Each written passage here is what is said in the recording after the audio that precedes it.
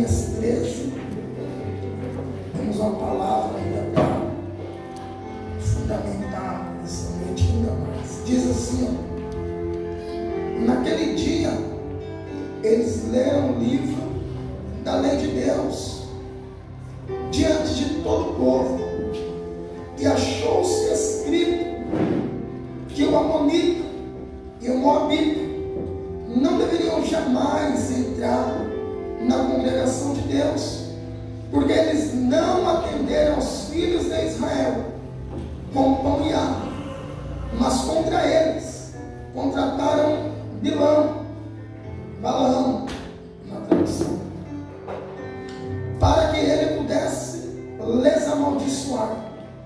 Todavia, o nosso Deus tornou a maldição em bênção. Ora, sucedeu quando eles tinham ouvido a lei, eles se separaram de Israel e se misturaram à multidão. E diante disso, Eliacibe, o sacerdote, tendo a supervisão da câmara da casa de nosso Deus, estava aliado a Tobias, e ele havia lhe preparado uma grande câmara no interior, aonde anteriormente se colocavam as ofertas de carne, o incenso e os vasos, e os dízimos do milho, e o vinho novo, e o azeite, os quais foram ordenados a serem dados aos levitas, aos cantores, os porteiros, os sacerdotes, e a oferta dos sacerdotes.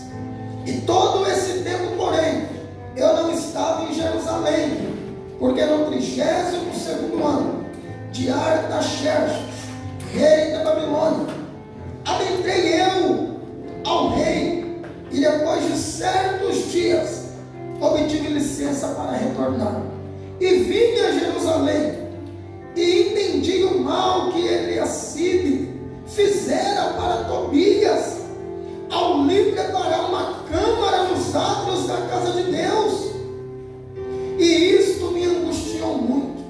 Por isso eu lancei todos os utensílios e móveis da casa de Tobias fora da câmara. Então, por minha ordem, limparam as câmaras, e para lá eu trouxe de volta os vasos de Deus com a oferta de carne e o incenso. E eu percebi que as porções dos levitas não haviam sido entregues a eles, porquanto os levitas e os cantores que faziam a obra haviam todos fugido, cada um para o seu campo. Então eu contendi com os governantes e disse: por que a casa de Deus está abandonada?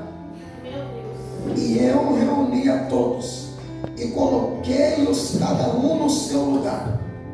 Então toda a Judá trouxe o dízimo do milho, o dízimo do vinho novo, o dízimo do óleo aos celeiros, e eu constituí tesoureiros para os celeiros, Selemias, o sacerdote, e Azadoque, o escriba, os levitas, Pedaías, e próximo a eles estavam Hanã, filho de Zacur, filho de Matanias, porque eles eram fiéis. Eles eram fiéis, e o seu ofício era distribuir tudo a seus irmãos.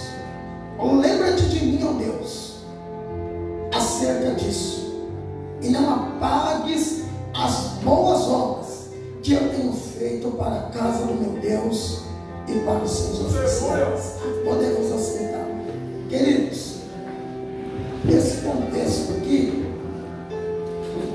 A palavra de Deus diz, abaixa o fundo um pouquinho, filha, por favor.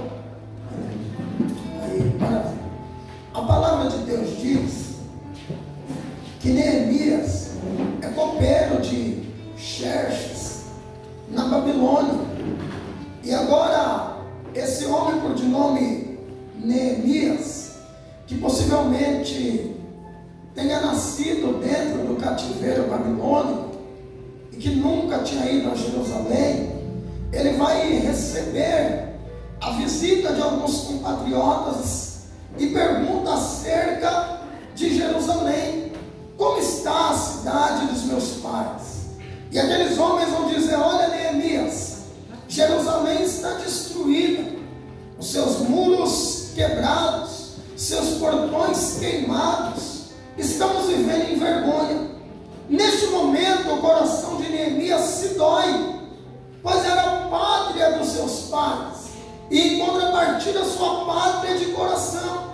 E ele agora pede cartas para seu patrão, governador Xerxes, o rei Xerxes da Babilônia, e diz: eu preciso ir a Jerusalém, eu preciso restaurar os muros, fechar as brechas, eu preciso cuidar da terra dos meus pais, eu preciso cuidar daquilo que é responsabilidade nossa, pois por negligência nossa caiu-se em ruína.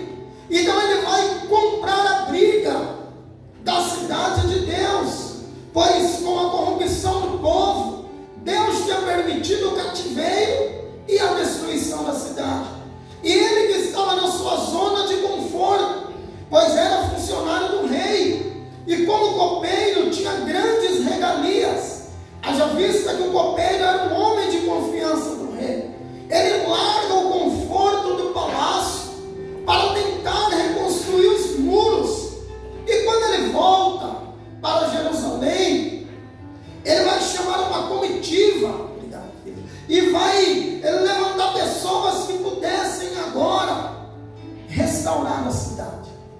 Esta obra que Neemias faz é uma obra de restauração, pois dentro da Babilônia alguns tinham se corrompido. Lembra que Deus usa Jeremias e diz que o povo deveria casar na Babilônia, fazer casas na Babilônia, pois eles passariam um longo período ali, e o período foi de 70 anos.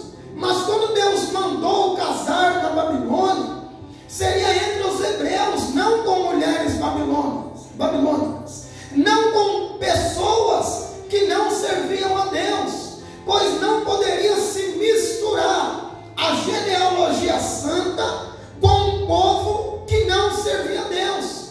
A linhagem do povo de Deus deveria ser pura e não contaminada com povos de costumes diferentes.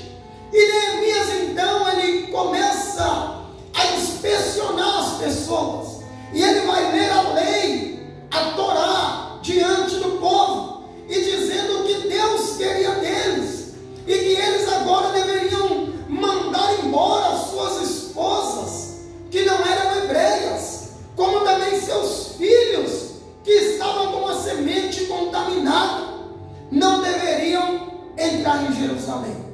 Olha que tristeza! Por desobediência, agora eles tinham que abrir mão daquilo que havia conquistado. Imagina você conquistar algo que não agrada o Senhor, e agora tem que desfazer daquilo que você lutou para conquistar. A Bíblia diz que esses homens começam a chorar, pois eles tinham duas escolhas: ou desobedecer a Deus e agradar a sua vontade, ou agradar a Deus, desagradando aquilo que a sua carne desejava. Todos nós temos duas escolhas: ou nós agradamos a Deus, ou agradamos a nossa vontade. A Bíblia diz que é impossível servir a dois: ou você vai amar a um e desagradar ao outro, ou amar o outro e desagradar a um. Esses homens, quando falamos de semente contaminada, é muito sério, pois introduz outros deuses, outros costumes. Você lembra que Jezabel, que não era hebreia, casa com Acabe, e o que eles causaram em Israel? Um furdúncio tremendo, trouxe deuses de outras nações. Você lembra de Salomão, um homem mais sábio que o mundo já viu? Ele teve 300 mulheres e 700 concubinas. E qual era a intenção de Salomão? Eu vou trazer mulheres de várias nações, e assim eu terei aliança com todas as nações. A intenção era boa, mas a atitude não era aprovada por Deus. Então nem toda atitude que eu e você acha que é boa é aprovada por Deus, porque ao invés de Ele trazer mulheres e constituir alianças políticas, Ele trouxe com essas mulheres os deuses dessas mulheres. E no final da vida, Salomão se corrompe e acaba desagradando o Senhor, acendendo incenso a outros deuses. Alguns historiadores até questionam se ele morreu santo ou morreu profano. E agora Neemias olha aquela multidão e diz: gente, vocês que casaram com mulheres estranhas, despeça elas com os filhos de vocês. E agora eles têm que tomar uma dura decisão, e chorando eles decidem se voltar ao Senhor, pois há muito tempo eles não liam nem a palavra de Deus. Quanto menos você lê a palavra de Deus, mais fácil você está de se corromper contra a palavra de Deus. Se você não lê a palavra do Senhor, você não sabe o que o Senhor quer de você.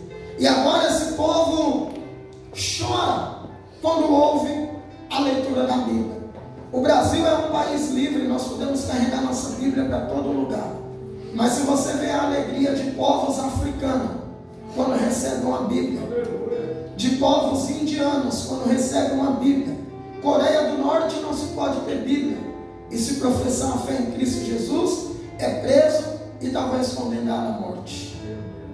Só que nós muitas das vezes não damos valor, porque aqui temos em abundância, graças a Deus, podemos ter várias e várias Bíblias, várias traduções.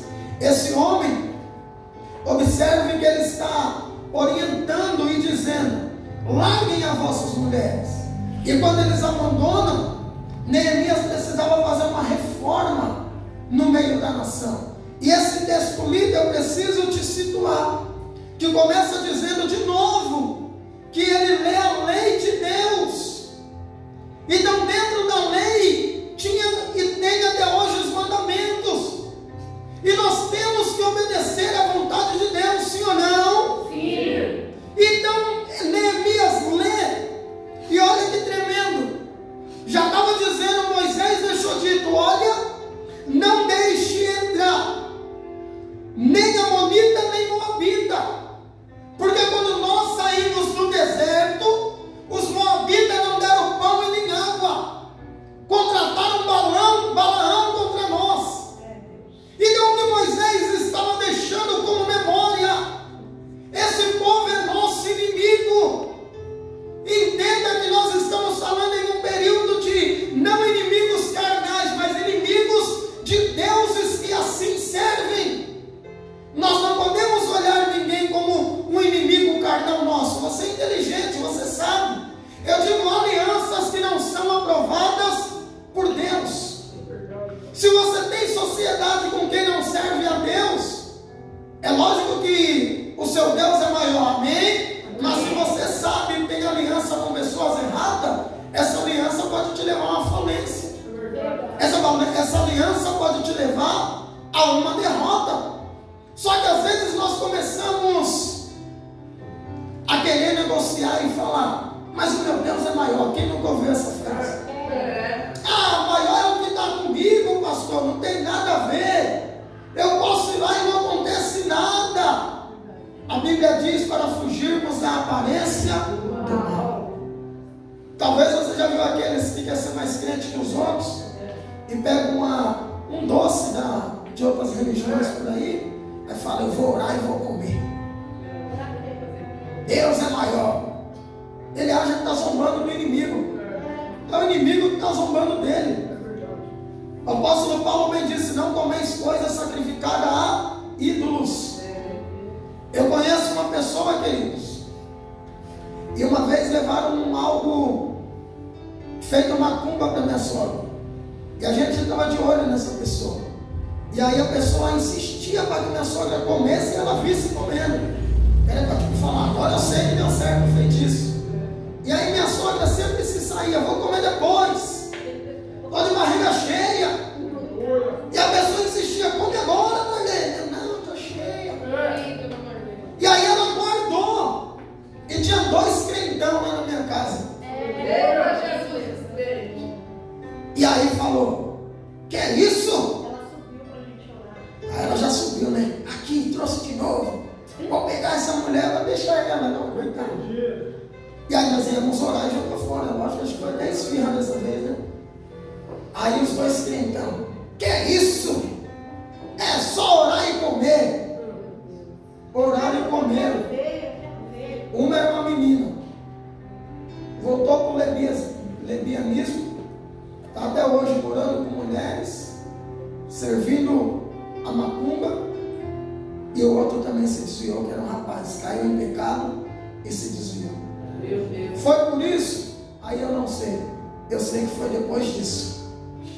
Meu Deus. Porque talvez quiseram ter aliança naquilo que não deveriam, achando que está zombando do inimigo, e o inimigo estava zombando deles. Será que nós precisamos desobedecer a Deus para provar que Deus é na nossa vida? A Bíblia diz que se você comer algo mortífero, não te fará mal algum. Mas aí é quando você não sabe. Não tentarás o Senhor teu Deus. O diabo disse para Jesus: está com fome, manda essas pedras se transformarem em pão. E ele falou: nem só de pão vive o homem. Vira para o teu irmão e diga: o inimigo sabe da tua necessidade. Ele vai oferecer o que a gente precisa e deseja, queridos. Só que Jesus disse: eu não dependo do pão, eu dependo da palavra. Ou seja, pode me faltar o pão, mas não me falta a palavra. Então esse povo fez aliança que Deus desaprovou. E agora Neemias diz: olha, eles não nos deram pão, não nos deram água. Olha como Deus cuida de nós e tem ciúme de nós, queridos. Às vezes você pensa que você é qualquer um. Jesus diz: quem der um copo de água para um profeta vai receber o galardão de profeta. Ou seja, quem te abençoa é abençoado só por você ser filho de Deus.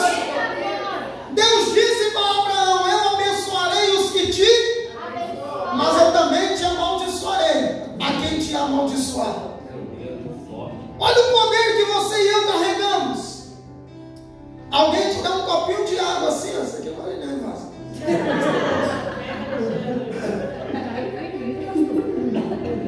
Alguém te dá um copo de água. Alguém te ajudar em algo tão simples.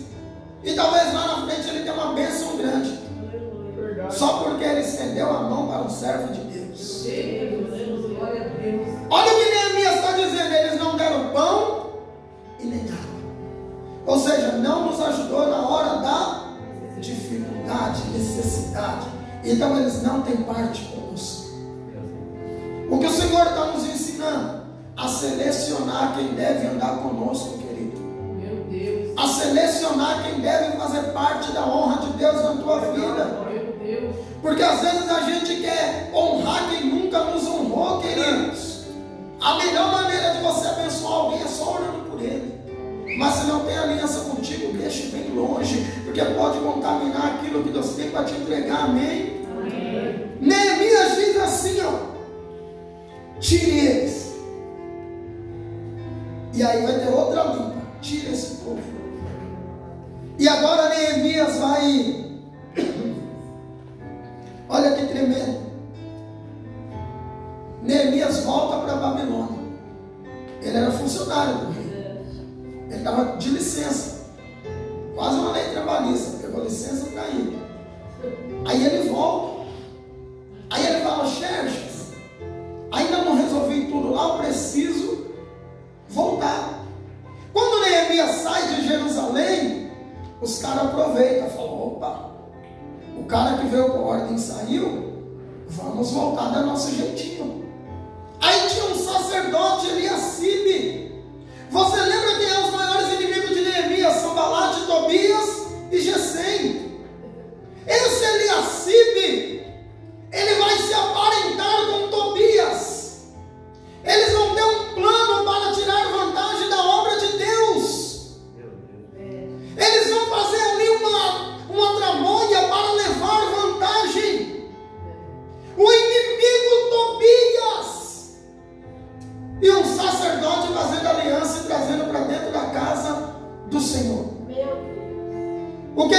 Eliacibe vai fazer, queridos? Tinha um quarto lá, que guardava todas as ofertas. Aí ele olha e fala: tira isso daí. Quem vai morar aqui é Tobias. A casa do Senhor, queridos, não é covil de salteadores, não é esquema de quadrilhas. Está chegando um tempo que o Senhor vai limpar a eira, o Senhor vai limpar a mesa de novo, vai virar a mesa de novo. Lembra de Jesus quando entrou no templo? Estavam todos nem aí para a palavra, estavam querendo ganhar dinheiro no sofrimento alheio. E o que nós temos visto em muitos templos por aí nos dias de hoje: verdadeiros lobos, salteadores, enganadores, fazedores de esquema, pastores que traz pessoas dizendo que revela, mas dá o Facebook dos irmãos para o cara ver a vida, para levantar oferta na igreja e dividir com o próprio pastor. Tem cada coisa por aí que dá nojo, queridos. É por isso que você não perde nada sem visitar certos lugares. É por isso que nós temos um zelo de falar assim: se você vai em algum lugar, em alguma igreja, peça bênção. O que é isso, pastor? É uma orientação, talvez uma igreja que a gente conhece, que não aconselha que você vá. Nossa, pastor, não posso ir em outra igreja. Cada ovelha tem o seu aprisco, querido. Comer na casa de alguém é bom um dia, todo dia enjoa, você tem que comer na tua casa. É arroz e feijão, mas você sabe como é feito. O que adianta você comer uma comida vistosa em outro lugar sem saber o que está dentro ali, os ingredientes? Pode fazer uma má indigestão espiritual. Quem está entendendo diz amém. Amém. Se você está tão livre para estar em outros lugares, vem para cá orar. Todo dia você pega a chave e vem orar, vem limpar, vem cuidar, vem ter zelo pela casa do Senhor, queridos. Eu conheço uns crentes que não dá para saber onde ele congrega. Ah, eu sou do reino. Não, você é de lugar nenhum. Porque quem não sabe para onde vai, também qualquer lugar é caminho. Esse negócio de eu sou do reino não existe, queridos. Do reino é lá em cima, é no reino só. Agora aqui dentro, na terra, você tem que ter um endereço. Você tem que congregar no lugar. Porque a Bíblia diz que o pastor dará conta ao Senhor das vossas almas. Eu vou dar conta do que eu falar para você, do que eu te aconselhar, do que eu te ministrar. Meu Deus. E nos outros lugares, você sabe da responsabilidade dos outros lugares? Altares corrompidos, altares de esquema, altares que já não têm a presença de Deus, altares que os pastores estão em adultério, que os pastores têm caso com pessoas dentro da igreja. Isso daí é muito triste para nós como igreja reconhecer, queridos. Só que é necessário. Jesus disse que viria muitos falsos profetas, e se possível enganaria até os escolhidos. Se pode enganar até os escolhidos, imagine quem está aí vacilando pelo mundo, indo atrás de profecia, de profetada, indo atrás de revelação, revelamento, né? Porque o cara que não lê isso daqui que é revelação do que, queridos? Andar com Deus não é assim não. Nunca fui na igreja para chegar lá. Deus vai dizer, a revelação desse povo é só de bênção. Você já viu por aí que é só de bênção? Irmão, estou vendo uma porta. Está a mesa da igreja. Estou vendo uma porta. Deus vai te honrar. Aí quem é vazio, eita, Deus falou que vai me honrar. Esquema para tirar lã das ovelhas do Senhor. O Senhor vai virar a mesa de muitos lugares por aí, queridos. Neemias volta. Imagina, queridos, eu falo com todo o temor do mundo. Sabemos que quem é sério na obra de Deus, isso é bíblico, tá? O boi que debulha tem que ter a boca livre para comer do que ele debulha. Ou seja, você não pode amarrar a boca do boi que está debulhando no campo. Quem se dedica ao altar deve viver no altar. É bíblico. E não tem nem controvérsia de falar. É no Antigo Testamento, para quem quer dividir a Bíblia em dois. Não. É o apóstolo Paulo que está dizendo e orientando as igrejas. Meu Deus, coisa linda. Que aquele que se dedica ao altar, o trabalhador, é digno do seu Salário. E quem ministra com zelo a palavra, ele diz, é digno de dobrados honorados. É lícito, o cara é um cantor, é um pastor, é homem de Deus. Amém. É lícito. Glória a Deus. Mas não podemos assaltar a igreja para sustentar fazedores de esquema. Meu Deus, é forte. Igrejas que pagam 30, 40, 50 mil reais para um cantor cantar. Quantas famílias sustentavam com esse dinheiro? Meu Deus, muita coisa. Só que levar a cesta básica não atrai multidão, né? O que atrai multidão para a igreja é ter cantores de nome, pregadores de nome para atrair o povo e tirar dinheiro do povo. E eu conheço muitos que nas salas pastorais regada uísque, regada as mulheres e prostitutas, esquemas. Essa semana nós ajudamos uma pessoa com menos de 50 reais, fazendo uma compra de necessidade. Sabe o que essa mulher pediu? Eu preciso de uma bucha para lavar a mamadeira da minha filha.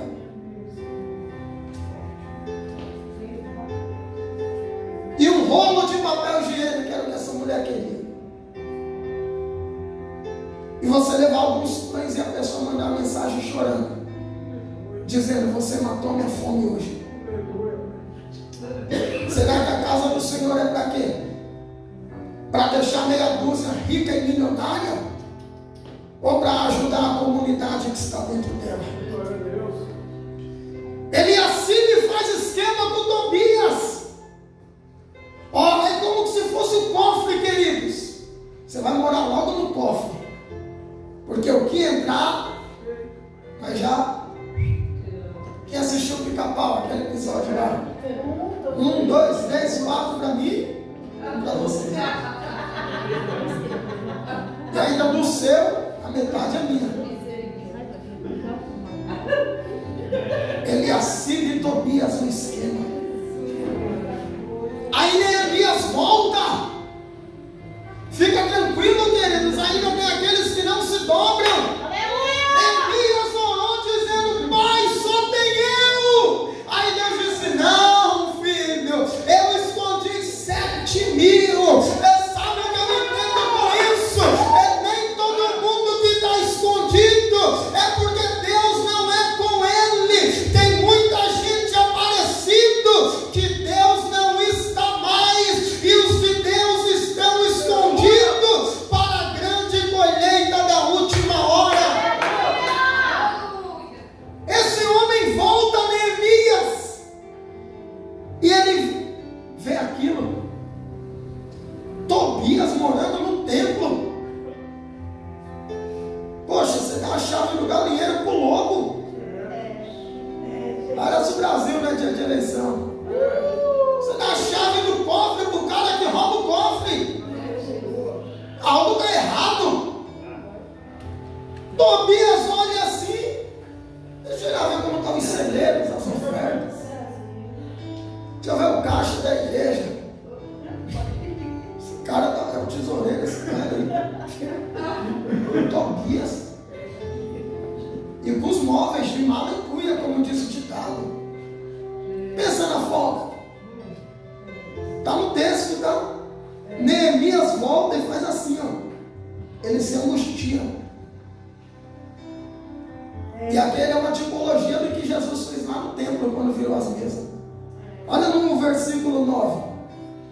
Lancei fora todos os móveis de Tobias. Todos os móveis eu lancei fora. Fez uma limpa, amém? Amém. E aí ele percebeu que os levitas estavam passando fome. Meu Deus. Levita não pode trabalhar, queridos. Levita não tem terra. Levita é o sacerdote que vem da linhagem de Levi. O que cuida do templo não é quem canta, não, tá? Hoje em dia o pessoal fala, eu sou levita. Não é quem canta, queridos. Até a gente, beleza, não vai matar o sonho de ninguém, vai falar, eu sou levita, tá? Mas não é, ele pode ser um cantor, um adorador. Mesmo que levita, mesmo tem que vir de levita.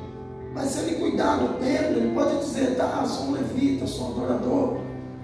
Sacerdote, que era o pastor da ordem de Arão. E aí esses caras não tinham terra, você lembra disso? Eles não ganharam terra. Deus disse, eu sou a herança dos levitas. A tribo de Levi não ganhou terra. E do que eles viviam? De tudo que as 11 tribos traziam. Sim ou não? Sim. Você traz, todo mundo é abençoado, e os pastores, os sacerdotes viviam disso. Porque na hora que alguém precisasse, ele ia ter um sacerdote à disposição dele. Talvez você acorda 3 horas da madrugada para trabalhar. Se seu pastor vive no altar, 3 horas da manhã ele vai estar orando pela sua vida. É verdade. Quantas madrugadas num frio desse a gente virou a noite no monte? Talvez você estava dormindo, você não sabe, mas nós estávamos lá. Esse é o trabalho do sacerdote. Só que como Tobias e Eliacibe estavam tirando para si, os sacerdotes começaram a morrer de fome. E olha no versículo 10. As porções dos levitas não estavam sendo entregues. Ou seja, ao invés de repassar, no 13 mesmo, filhão, 13 e 10. Os quinhões, que é as porções, não estavam dando para os caras. Aí sim, tem os cantores, os que faziam a obra. Tinha fugido cada um da sua, voltou para a casa de papai, porque Tobias estava roubando com Eliacibe. Olha que tremendo, eu estou terminando, filhos. 3 minutos. Só para você entender toda essa palavra. Se tem corrupção, vai faltar para o povo, sim ou não? Aí Neemias vê. Neemias vê isso. E ele diz: olha que coisa. Por que a casa do Senhor está abandonada? Isso é um despertamento para nós como igreja do Senhor. Amém, queridos? Todos nós temos sonhos, e você vai conquistar muito deles em nome de Jesus. O Senhor vai te abençoar demais em nome de Jesus. Você vai ser alguém próspero, alguém abastado em nome de Jesus. Só não abandone as necessidades da casa do Senhor. Sabe por quê, filhos? Se você não suprir, a casa do Senhor fica abandonada. E quem vai fazer a obra? Aí Neemias fala assim, cada um fugiu. E ele chama aqui no 11. Ele vai contender com os governadores. Ele vai cobrar porque os sacerdotes estavam passando fome. Quantos pastores, homens de Deus, tá, filhos? Tem entrado em depressão porque o ministério às vezes suga demais a pessoa. Homens de Deus, tá? Não vai pensar que depressão é falta de Deus, não. Não tem nada a ver com coisa com a outra. Eu conheço homens de Deus, queridos. Ontem eu comentava com a pastora, um casal de pastores em comum conhecido. O marido está em depressão, homem de Deus. A mulher carregando a obra sozinha, a ponto de entrar em colapso, né? O peso da obra, o peso da casa. Não é que ele não seja homem de Deus. Só que poucos procuram a igreja que tenha Deus. Tem gente procurando igrejas de status. Meu Deus. Em nome de Jesus, nós vamos ter um templo lindo, ar-condicionado, cadeira almofadada, um som top. Vai ter, amém? Você crê nisso? Vamos ter. Mas o principal é isso aqui, queridos. A gente não se ilude com jogo de luz, com telão, com continua sendo isso. O maior nome da vida plena sempre vai ser Jesus. O maior que vai dar na vida plena sempre vai ser Jesus. Só que tem gente que por que abandona? Porque o pastorzinho do bairro já não serve para ele. Aí ele quer estar na igreja que está os artistas. Querido, esse dia conversando com um apóstolo, amigo meu, e eu termino. Falei, apóstolo, veio fulano aí na sua igreja? Ele falou, rapaz, pastor, nem me fala. Essa pessoa trouxe um monte de problema para a minha igreja. Trouxeram aí, fizeram a agenda dela. Foi uma pregadora muito famosa. Chegou aqui, quis arrancar dinheiro da igreja. Não é nosso costume. Só que não, essas pessoas vai estar assim, ó. Pasmem, tem gente que falta no culto da sua igreja para ir no culto que está o famoso. Aqui, ó, só se for escondido, mas eu digo no geral. Ah, é fulano que vai estar em tal igreja, ele falta no culto dele. Só que quando ele está chorando, quem é que está com ele? O pastor dele. Valoriza a sua igreja, o seu pastor. Porque o pastor da internet nem te conhece, queridos. Temos que honrar, reconhecer a unção dos homens de Deus, amém. Mas eu nunca me movi por isso. Eu me movo por isso aqui. Eu choro pela palavra. A pastora ministrando vida financeira hoje, eu chorei ali pela palavra. Eu não me movo, ai, tal pregador, tal cantor. Irmãos, 90% não olha nem na tua cara fora do altar. Eu falo porque eu conheço. E se fosse para meter o azafo, quanto a mim, os meus pés quase se desviaram quando eu olhei para esses caras. Eu quero a distância de quem está longe de Deus. Tem gente muito perto da fama e longe de Deus. Fizemos um evento grandioso lá, naquela marcha lá. Pulei fora, aqui. Só você vê os bastidores. Te enoja certas atitudes de pessoas que você acha que é homem e mulher de Deus. Foi o que Neemias fez. Acertou tudo. E aí ele chamou os levitas de verdade. Falou, agora vamos consagrar a casa que está purificada. O que Deus está lhe dizendo não é para te entristecer, é para te dar esperança e dizer, eu ainda tenho os de verdade que vão limpar a casa, consagrar e atrair a glória de Deus de volta. Não se espante, queridos, se você vê escândalos dos grandes.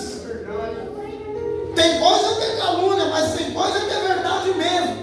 Se você vê escândalos de quem está lá em cima, e você vê aleijado voltar a andar nas igrejinhas de bairro, você vê o avivamento nas igrejinhas de bairro, porque Deus está fazendo uma limpa na terra, e para Ele vir buscar a igreja dele, Ele vai purificar a igreja, para que nós estejamos prontos para o grande